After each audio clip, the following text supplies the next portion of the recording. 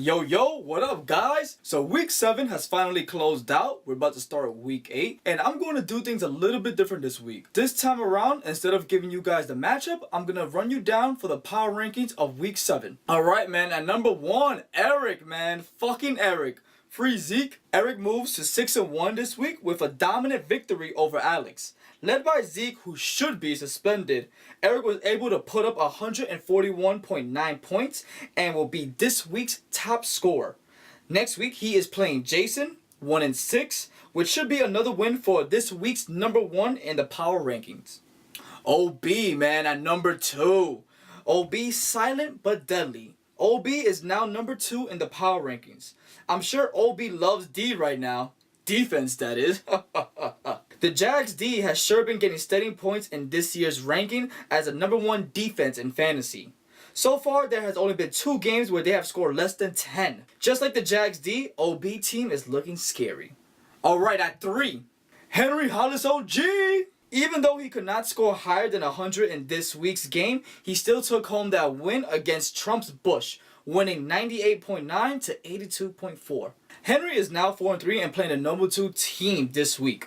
Expect this to be a big, impactful game for both the power rankings and the playoff hunt. Number 4, AJ, Mr. 2-0, is now on a 2-game win streak. While this scoring output was lower this week, it did not seem to matter as AJ still took home the win. It looks like Carr is back to his old self and is looking for help leading his team to more victories and a late playoff run. At number 5, Big Bro is now underneath Little Bro in the power rankings, even though he has a better record. John was only able to put up 91.5 points in his loss this week to OB.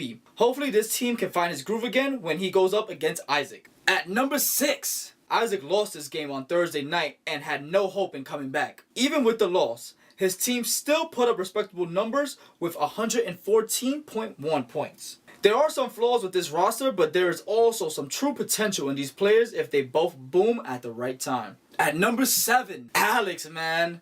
Alex put up a pitiful performance this week, only scoring 86.4 points. Even though he does not own Aaron Rodgers, he seems to be greatly affected by the loss, with his number 1 wide receiver only scoring 1.8 points.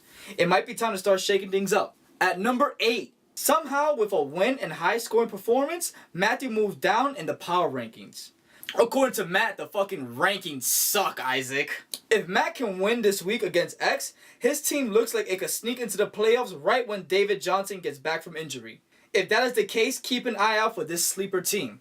At number 9, Toss Money. His record can be deceiving. While he is 5-2, this team is straight booty cheeks. This week, he plays against Trump's Bush, though, which should be another win for him. Let's see if he can play up to his record and become the last Jedi he was meant to be.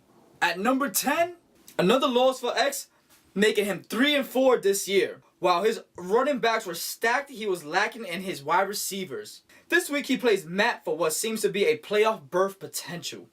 Winner gets a firm seat in the top 6 seeds, while the loser will be looking and trying to sit at the cool kids table. At number 11, well, it looks like Trump's Bush is in the bottom 2, and it doesn't seem to be a shocker.